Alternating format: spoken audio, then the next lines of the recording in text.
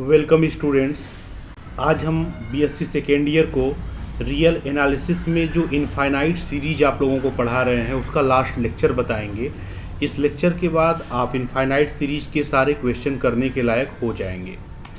तो चलिए आज के लेक्चर में हम लोग स्टार्ट करते हैं। एक बार हम आपको याद दिला दें, इसके पहले आप लोगों को हमने ज्योमेट्रिक सीरीज के बारे में बताया है, ऑक्सिलरी सीरीज के बारे में बताया है, कंपैरिजन टेस्ट को बताया है, डीएलम्बर्ट रेशियो टेस्ट के बारे में बताया है।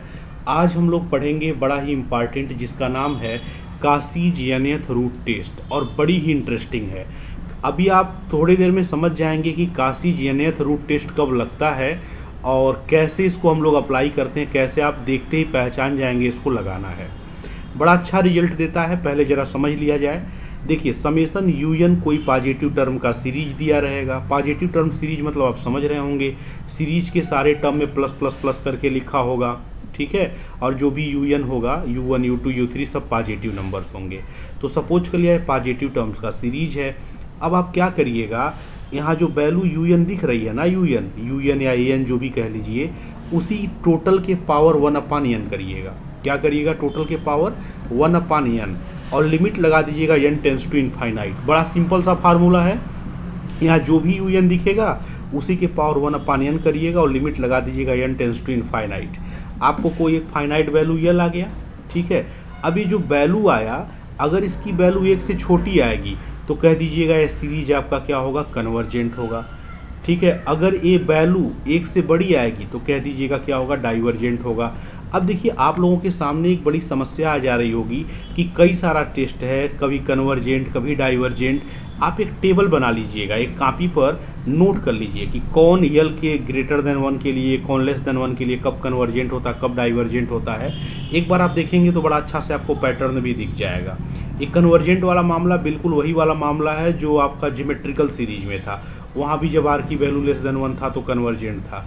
उसके बाद ऑक्सिलरी आप देखे होंगे, और उसके बाद आप रेशियो टेस्ट देखे होंगे, तो उसमें जो है दूसरा टेक्निक था।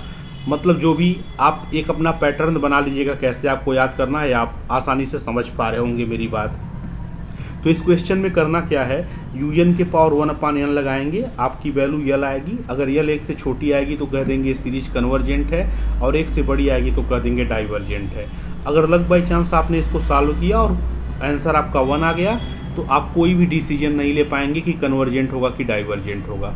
अर्थात यल इक्वल टू 1 पे टेस्ट काशी-ज़ेनिथ रूट टेस्ट क्या कर जाएगा, फेल कर जाएगा। चलिए इस पे हम कुछ आपको न्यूमेरिकल दिखाते हैं कैसे लगेगा। जैसे देखिए, मान लीजिए कि ए वाला सीरीज आपको एग्जाम में दे दे और कहे कि ज़रा टेस्ट करके बताओ कि आपका कन्वर्जेंस होगा या डाइवर्जेंस होगा। पहली बात देखिए कैसे आपको लगेगा काशी लगाना है। जब भी आप यहाँ पे लिखा हुआ रहेगा, देखिए समेसन के बाद जो भी ये पूरा लिखा होता है इसी का नाम एन होता है। तो जैसे ही आपको ये दिखेगा ना, आप तुरंत समझ जाइएगा कि पावर n स्क्वायर लगा है। जब भी ओवरऑल के पावर समथिंग n जैसा कुछ दिखेगा तो समझ जाइएगा काशी-ज़ेनिथ रूट टेस्ट लगाना है, क्योंकि 1/n करने से सिंपल रूप अपना ले लेगा। तो देखिए इस टोटल के पावर में समथिंग n टाइप का लिखा है, इसीलिए आप समझ जाइएगा कि काशी-ज़ेनिथ रूट टेस्ट लगाना है। तो इसको कैसे सॉल्व करेंगे, यही आपका un है, या इसी को आप an कह सकते हैं। इसी का पावर 1/n लगा के n टेंस टू इनफाइनाइट करिए और वैल्यू देख लीजिए। जैसे देखिए यहाँ पर un दिया हुआ है इस क्वेश्चन में, आप देख लीजिए यही है आपका क्वेश्चन। तो यहाँ पे आपका un दिया हुआ है, ये पूरी वैल्यू। आप क्या करिए, अब देखिए यहाँ पे जो भी लिखा है इसी का पावर आप क्या लगा लीजिए, 1/n। ये दोबारा लिखने की ज़रूरत नहीं है, तो बिल्कुल बच्चों की तरफ समझाने की बात कर रहा है। सीधे पावर 1/n लगा लीजिए। तो 1/n पावर करेंगे तो यहाँ से एक पावर कम हो जाएगा। देखिए अलग अलग ये लिखा भी है ताकि आपको दिख जाए कि एक पावर कम हो जाएगा। तो एक पावर कम हो जाएगा तो आपकी वैल्यू क्या हो जाएगी, 1 + 1/n पर -1, ये वैल्यू हो जाएगी, ठीक। अच्छा, n टेंस टू इनफाइनाइट करना है। अब देखिए ऊपर -n है तो आप इसको नीचे ले जाएंगे तो 1 + 1/n की पावर n हो जाएगा। और जब n टेंस टू इनफाइनाइट करेंगे तो आपको कई बार ये रिजल्ट आपके सामने से गुजर चुका है कि 1 + 1/n की पावर n अगर है तो इसकी वैल्यू आपका e होता है। e होता है ना वैल्यू, यहाँ पे ऊपर 1 लिखा है 1/n, तो यहाँ जो भी होता है वही e के पावर 1 होता है, ठीक है। तो 1/e आपका आंसर आ गया। अब देखिए e की वैल्यू आप सभी लोग जानते हैं कि 2 से 3 के बीच में लाई करती है, और 2 से 3 के बीच में लाई करने वाले किसी भी नंबर से 1 को डिवाइड करोगे तो जो आंसर आएगा ओवरऑल वो 1 से छोटा ही तो आएगा। तो 1 से छोटा आ जाने से कासीज रूट टेस्ट क्या कहता है? अभी आपको हमने दिखाया कि अगर 1 से छोटा है तो कासीज रूट टेस्ट क्या कहता है? सीरीज कैसी होगी? कन्वर्जेंट होगी। तो आप तुरंत इसको क्या बता देंगे एग्जाम में? ये कन्वर्जेंट है। जैसे ये देखिए, ये सेकेंड वाला भी आप देख पा रहे हैं कि n के पावर n ऐसे समथिंग लगा है। तो देखते ही आपके मन में ख्याल आएगा कि कास्टिज-यनियर टेस्ट को अप्लाई किया जाए। तो कास्टिज-यनियर टेस्ट को अप्लाई करिए। आपका UN नहीं दिया हुआ है क्वेश्चन में, आपको इसका टोटल का पावर 1/n करना है। तो 1/n करेंगे तो एक n घट जाएगा, तो आपका हो जाएगा n/n+1 के पावर n, है ना। ये अच्छा कर रहा है कि 2 हिस्सों में तोड़ ले रहा है, ताकि आपको ओवरऑल के पावर जब 1/n करना पड़े तो एक वाले n को काट देगा और एक बच जाएगा। या सीधे आप समझिए n स्क्वायर है तो एक n कम हो जाएगा। ये वैल्यू बना। अच्छा, n टेंड्स टू इनफाइनाइट करना है तो आपको मालूम है कि कैसे किया जाना है। यहाँ पे देखिए n नीचे भी n ऊपर ही भी है, तो यहाँ से n कॉमन लिया जाए तो n कट जाएगा। तो जब आपका कट जाएगा तो ऊपर एक बचेगा और नीचे बचेगा 1+1/n। तो 1 के पावर n तो एक ही होगा, और नीचे जो बचा है 1+1/n उसके पावर n हो जाएगा।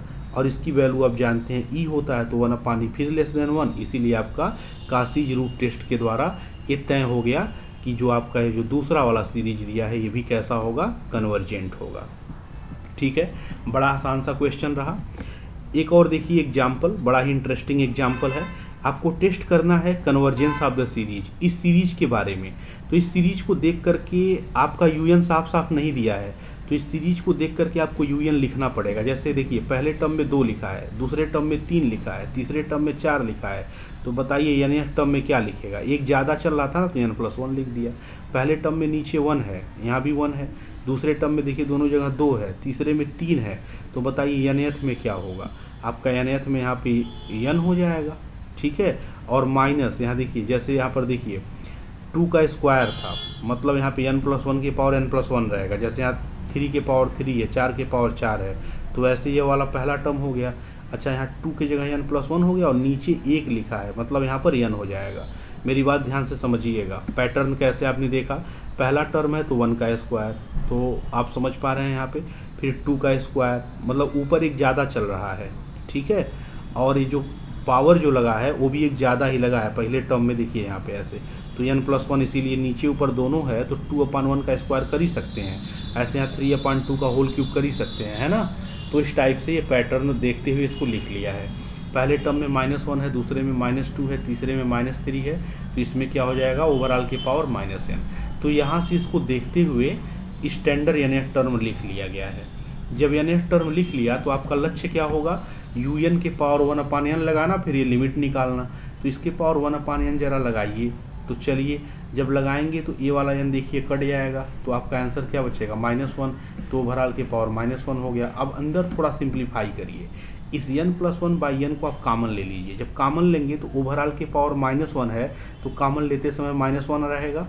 अंदर आपका क्या बचेगा? यहाँ पे, यहाँ से एक n+1/n निकल चुका है, तो n+1 टोटल पावर था, तो पावर n बचा रहेगा, और ये पूरा निकल गया है तो -1 हो गया। ये बात आप समझ पा रहे होंगे। अच्छा, इसको थोड़ा सिंप्लीफाई कर लीजिए। n/n करेंगे तो 1 हो जाएगा, +1/n, तो बचा आपका 1+1/n के पावर -1। ये बात समझ रहे हैं आप। अंदर भी थोड़ा सिंप्लीफाई कर लीजिए तो हो जाएगा 1+1/n के पावर n और -1 टोटल का इन्वर्स। अब देखिए इसकी वैल्यू कैसे आप निकालेंगे? इसको अब रिवर्स नीचे लेकर चले आइए 1/, करके। तो ये वैल्यू e होती है तो 1/e हो जाएगी यहाँ से वैल्यू। ठीक है, अच्छा, ये वैल्यू आपका क्या हो जाएगा? या जस्ट यहाँ पर तो आसान सा है, आप n tends to infinite put करेंगे तो 1/∞ 0 हो गया, तो सीधे 1 हो गया। और 1 का इन्वर्स, मतलब 1 का अगर रिवर्स भी करेंगे तो भी 1 ही होगा ना, तो ये वैल्यू 1 हो गई। अच्छा, ये वैल्यू देखिए, जब पावर n लगा होता तब ना e बनता है, यहाँ पे पावर -1 था, तो ये वैल्यू क्या होती है? e-1। तो आपका आंसर आएगा e-1, और टोटल की पावर क्या है? -1, तो हो जाएगा 1/e-1। अब देखिए e की वैल्यू 2 से 3 के बीच में होती है, और जब ये 2 से 3 के बीच में होती है तो उसमें से एक अगर कम करेंगे तो भी तो वैल्यू, ओवरऑल वैल्यू 1 से बड़ी होगी। ध्यान से मेरी बात दोबारा सोचिए, e की वैल्यू 2 से 3 के बीच में होती है, तो बताइए अगर 2 से बड़ा होता और 3 से छोटा होता है, तो 2 से बड़ा और 3 से छोटा किसी वैल्यू में से एक घटाएंगे तो जो ओवरऑल आएगा वो भी तो 1 से बड़ा आएगा, और 1 से बड़े वैल्यू से 1 को डिवाइड करेंगे तो 1 से छोटा ही तो आएगा। 1 से छोटा आने से क्या हो गया? कन्वर्जेंट हो गया। हमें लगता है कि कैलकुलेशन में आपको कोई दिक्कत नहीं होगी। आप लोग बहुत ही आसानी से कर सकते हैं, बिल्कुल बच्चों वाला कैलकुलेशन है। ठीक है, ये क्वेश्चन देखिए, यहाँ पे आपको बताना है कि कन्वर्जेंस कैसे चेक करेंगे इसका। देखिए पावर एन लगाए, तुरंत आप समझ जाएंगे कासिच टेस्ट लगाना है। यहाँ देखिए जब यक्स लिखा होता है तो यहाँ यक्स की वैल्यू पे डिपेंड करता है कन्वर्जेंस और डाइवर्जेंस। अभी इस क्वेश्चन में आपको समझ में आ जाएगा। जैसे टोटल के पावर एन लगा है, ठीक, तो आप पहले क्या करेंगे, यू एन के पावर 1/n निकालेंगे, तो एन कट गया आपका, N x upon N plus 1 आ गया। अब लिमिट लगाएंगे, तो जब आप लिमिट लगाएंगे तो लिमिट किस पे लगा रहे हैं, एन पे ना। तो अब देखिए जब लिमिट आप लगाएंगे तो यहाँ से अगर एन कॉमन ले लीजिए तो एन से एन कट जाएगा, तो 1 + 1/n नीचे बचेगा, ऊपर एक्स रहेगा, और एन टेंस टू इनफाइनाइट करेंगे तो 1/∞ 0 हो जाएगा, तो वैल्यू सीधे एक्स आ जाएगी। आप जानते हैं जो वैल्यू आती है यहाँ पे, इसी को यल कहते हैं, और अगर ये लेस देन 1 होता है तो कन्वर्जेंट होता है। तो इसका मतलब जो वैल्यू यहाँ आई है एक्स, अगर लेस देन 1 होगा तो क्या होगा, कन्वर्जेंट, और अगर ये ग्रेटर देन 1 होगा तो क्या होगा, डाइवर्जेंट। अच्छा, ऐसा भी हो सकता है कि x की वैल्यू 1 हो जाए, तो 1 होगा तो क्या होगा, जब 1 होगा तब तो ये टेस्ट फेल कर जाता है, तो 1 पे अलग से आप डील कर लीजिएगा, यहाँ 1 रख करके, ठीक है, x की जगह। तो आप देखिए यहाँ पे हमने 1 रख करके अलग से हमने इसको चेक किया है। तो जैसे x की जगह 1 रखेंगे आपका a बन जाएगा इस तरह से, और जब इस तरह से बन जाएगा तो दोबारा लगाइए कासिच टेस्ट आप यहाँ पे 1/n करके, तो आपकी वैल्यू कितनी बन जाए, या डायरेक्ट देखिए सॉल्व हो गया बिना कासी टेस्ट के ही। आपका सीधे यहाँ से एन कटा है, तो आपका नीचे बन गया है 1 + 1/n, ऊपर 1 बचा है, 1 के पावर n करेंगे तो 1 ही रहेगा, और नीचे 1 + 1/n के पावर n हो गया है, वैल्यू e हो गई है, तो 1/e आ गई, ≠ 0 आ गया है। ठीक है, तो आप यहाँ पे आसानी से देख पा रहे हैं कि सीधे इसकी वैल्यू 1/e आ गई है। तो यहाँ से आपने क्या कहा कि इसका मतलब आपका जो सीरीज है वो कैसा हो जाएगा, डाइवर्जेंट हो जाएगा। ठीक है, डाइवर्जेंट क्यों हो जाएगा आपको मालूम है, क्योंकि हमने एक रिजल्ट पढ़ाया है कि अगर समेशन an या समेशन un है और limit n tends to infinite n की वैल्यू अगर 0 नहीं है तो सीरीज कन्वर्ज नहीं करता है, डाइवर्ज कर जाता है। ये रिजल्ट बड़ा इंपॉर्टेंट हमने कहा था उस टाइम। ठीक है, सिमिलरली आप लोग एक काम करिएगा, इस क्वेश्चन को करिएगा, टोटल के पावर क्या लगा दीजिएगा, टोटल के पावर 1/n लगा दीजिएगा। जब पावर 1/n लगाएंगे तो यहाँ बचेगा -n के पावर हाफ, तो ओवरऑल को नीचे लेकर के आ जाइएगा। हमें लगता है कि आप लोग इसको बड़ी आसानी से सॉल्व कर पाएंगे, कोई बहुत कठिन काम नहीं है इसको सॉल्व करना। ठीक है, आपको हम करके इसको दिखा दे रहे हैं पहला अनसॉल्व क्वेश्चन। देखिए आपके पास जो वैल्यू लिखा हुआ है वो वैल्यू आपका कितना लिखा हुआ था, हम दोबारा इसको यहाँ पर लिख लेते हैं और कैलकुलेट करते हैं वैल्यू को। देखिए आपके पास जो वैल्यू लिखा था वो ये था, समेशन 1 प्लस 1/√n, ये वैल्यू थी √n, और टोटल के पावर क्या है आपके पास, टोटल के पावर है -n के पावर 3/2, ये वैल्यू दिया हुआ था। इसी का चेक करना है कन्वर्जेंस डाइवर्जेंस। जैसे टोटल का पावर n दिखा आपको कासी यानी रूट टेस्ट पता चलने लगेगा। पहले तो आप यहाँ पर un लिख लीजिए, तो आपका un क्या दिख रहा है, आपका un दिख रहा है 1 + 1/√n, और टोटल के पावर 1/n आपको करना होगा। तो जब 1/n करेंगे तो इसका मतलब इसको n से डिवाइड करना होता है, तो इसमें से n से डिवाइड करने का मतलब यह हुआ कि n/2 में से एक पावर कम हो जाएगा, यही होगा, सबको मालूम है। अच्छा, जब आप ऐसा करेंगे तो आपका ये जो पावर बनेगा वो कितना हो जाएगा, 1 + 1/√n। ठीक है, हम क्या यहाँ पे कर रहे हैं, 1/n जब करेंगे तो तब एक कम होगा, क्योंकि un आपका इतना था, जब 1/n करेंगे तो एक पावर यहाँ पे कम हो जाएगा, तो आपका हो जाएगा -n के पावर हाफ, 3/2 - 1 क्या हो जाएगा, हाफ। अब देखिए ये लिखा है -√n, सिंपल सी बात, ऊपर पावर लिखा है -√n, तो इसको आप चाहें तो माइनस को ख़त्म करना है तो ऐसे 1/, लिख लीजिए, और 1/, लिखेंगे तो आपका हो जाएगा 1 + 1/√n, और टोटल के पावर आपका हो जाएगा कितना, √n। इस तरह से बनेगा।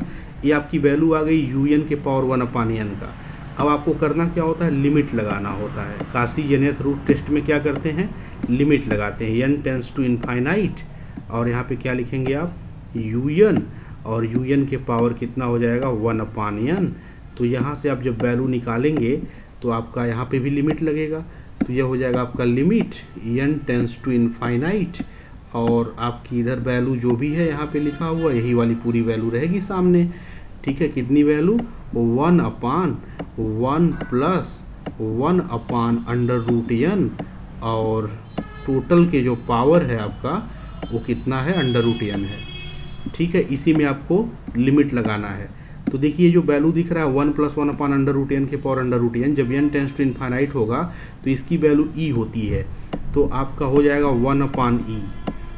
बिल्कुल वैसे ही होता है जैसे 1 + 1/n के पावर n वाला होता है, तो ये 1/e हो जाएगा, और ये वैल्यू 1 से छोटी होगी क्योंकि इसकी वैल्यू 2 से 3 के बीच में लाई करती है। तो 2 से 3 के बीच में लाई करने वाले वैल्यू से 1 को डिवाइड करेंगे तो हमेशा 1 से छोटी आएगी, और 1 से छोटा आएगा तो आपका जो है सीरीज कैसा हो जाएगा, कन्वर्जेंट हो जाएगा।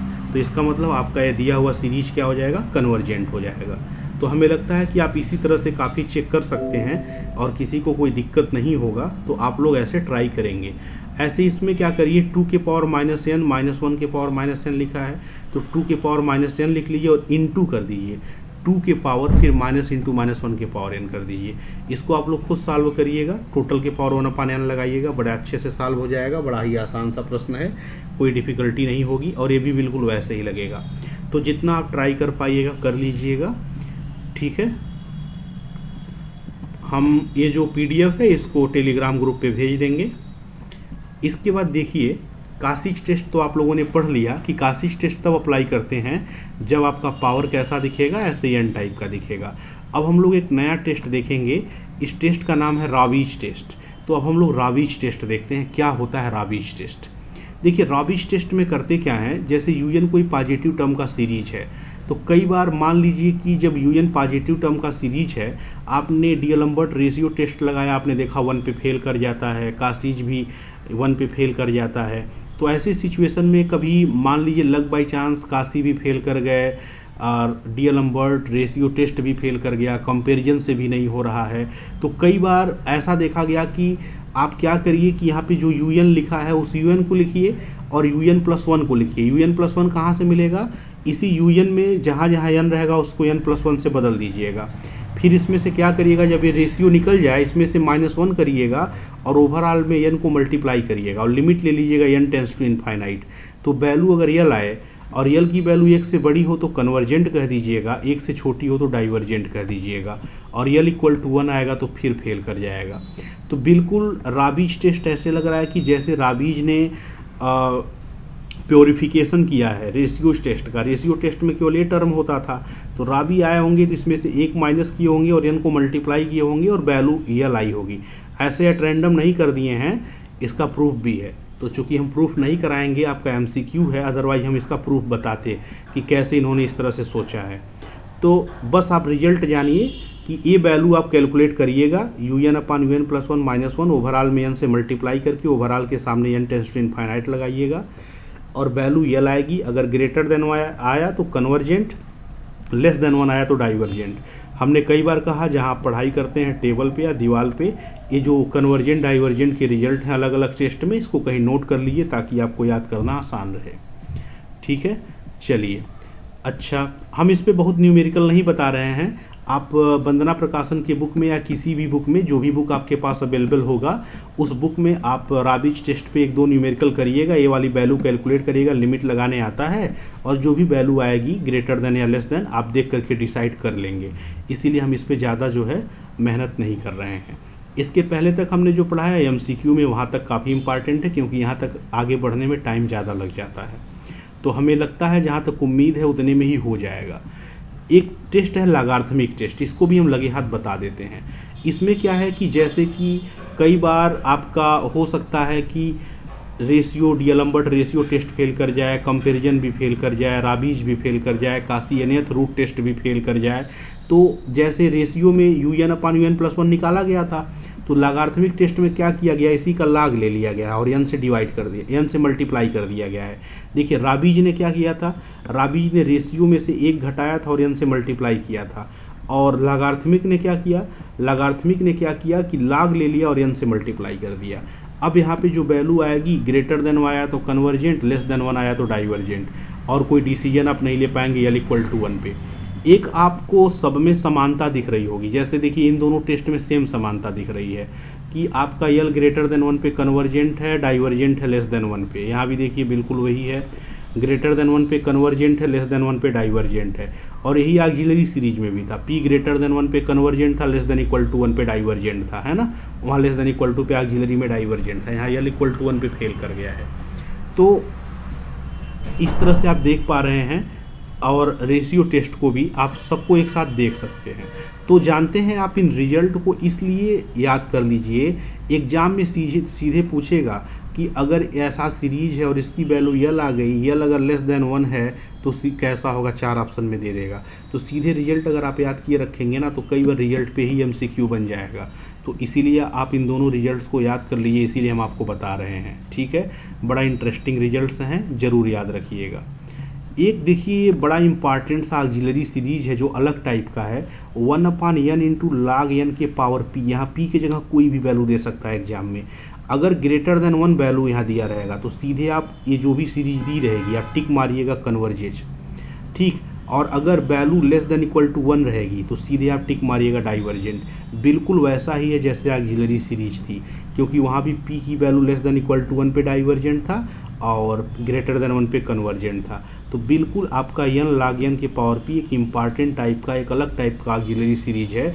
जब भी एग्जाम में दिखेगा तो log n के पावर यहाँ p अगर लिखा है और 1 से बड़ा है तो कन्वर्जेंट मारिएगा टिक, और अगर लेस देन इक्वल टू 1 है तो डाइवर्जेंट मारिएगा टिक, ठीक है। तो हमें लगता है कि इतना आप लोग सीखे होंगे, काफ़ी कुछ। हमने कुछ यहाँ पर ऑब्जेक्टिव क्वेश्चन लिखे हैं, एक बार आपका हम थोड़ा रिवाइज करा देते हैं। कह रहा है कि एक सीरीज है ऑसिलेटरी कब होगा, ये ध्यान दीजिएगा। एक ज्योमेट्रिकल का सीरीज है और आपको मालूम है, हमने बताया है रिजल्ट में, अपने कॉपी में आप लोग अगर लिखते होंगे तो नोट भी किए होंगे। पहले लेक्चर में ही होगा कि r इक्वल टू -1 पे, -1 से छोटा और -1 पे ऑसिलेट करता है, तो सीधे टिक मारिए डी वाला। कह रहा है ये सीरीज कन्वर्जेंट कब होता है, ऑक्सिलरी सीरीज है तो ग्रेटर देन 1 पे होता है, सभी लोग जानते हैं। UN कोई सीरीज आप पॉजिटिव टर्म है और इसकी वैल्यू ग्रेटर देन 1 है, इसको देखते ही आप पहचान जाओगे ना, ये काशी है, काशी एरिथ रूट टेस्ट है जो भी अभी हम लोगों ने पढ़ा है। ग्रेटर देन 1 पे काशी क्या कर रहा था, अभी आपने देखा है ग्रेटर देन 1 पे डाइवर्ज कर रहा था, तो सीधे आप आंसर क्या मारिएगा, डाइवर्जेंट मारिएगा। समझ गए। जैसे क्वेश्चन तीसरा पूछा है कि पॉजिटिव टर्म का सीरीज है और यहाँ काशी का फार्मूला लिख दिया है, ऐसे यहाँ लॉगरिथमिक का भी लिख सकता था, राबिज का भी लिख सकता था, इसीलिए रिजल्ट याद होना बड़ी ज़रूरी है। तो ये जो भी वैल्यू है, ये वैल्यू यही वैल्यू तो L आती थी और यही वैल्यू ग्रेटर देन 1 कह रहा था, इसीलिए क्या हो गया यहाँ पे, डाइवर्जेंट हो गया है, ठीक है। तो हमें उम्मीद है कि आप लोग ज़्यादा से ज़्यादा इस तरह से न्यूमेरिकल कर पाएंगे। यहाँ पर देखिए सीधे सीधे आपका राबिज टेस्ट ही आ गया। तो राबिज टेस्ट अभी आप लोगों ने देखा है ना। राबिज टेस्ट के बारे में आप लोगों ने देखा है कि कब ये कन्वर्ज करेगा और कब डाइवर्ज करेगा। तो बताइए यहाँ पे देख करके कि आपका एक क्या कह रहा है, एक किसके बारे में, डाइवर्जेंट के बारे में बात कर रहा है। तो डाइवर्जेंट कब होगा, जब L लेस देन 1 होगा, यही तो अभी हम लोगों ने पढ़ा है।